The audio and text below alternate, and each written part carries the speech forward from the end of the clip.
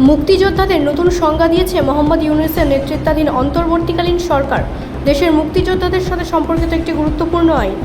জাতীয় মুক্তিযোদ্ধা কাউন্সিল আইন থেকে জাতির পিতা বঙ্গবন্ধু শেখ মুজিবুর রহমান শব্দটি বাদ দিয়েছে।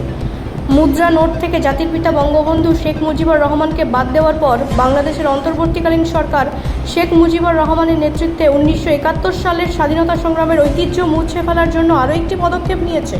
অন্তর্বর্তীকালীন সরকার মুক্তি সংগ্রামের ঐতিহ্য, বিশেষ করে শেখ মুজিবুর রহমানের ভূমিকা মুছে ফেলার প্রচেষ্টা অব্যাহত রেখেছে।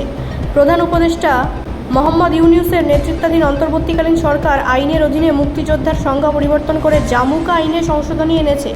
বাংলাদেশ দৈনিক প্রথম আলো জানিয়েছে, মঙ্গলবার রাতে আইন বিচার সংসদ বিষয়ক মন্ত্রণালয় এই বিষয়ে অধ্যাদেশ জারি করেছে। ইউনূস সরকারের সমালোচকরা একমত যে অন্তর্বর্তীকালীন সরকার তার ম্যান্ডেটের বাইরে চলে গেছে এবং নির্বাচনী সংস্কার এবং নির্বাচনী সরকার প্রতিষ্ঠার জন্য নির্বাচন অনুষ্ঠানের মধ্যে সীমাবদ্ধ থাকার পরিবর্তে রাজনৈতিক ম্যান্ডেট সহ নির্বাচন সরকারের দ্বারা পরিচালিত হওয়া উচিত এমন বিষয়গুলিতে নিজেকে জড়িয়ে ফেলেছে। ব্যুরো রিপোর্ট, রাষ্ট্রীয় প্রসার বাংলা।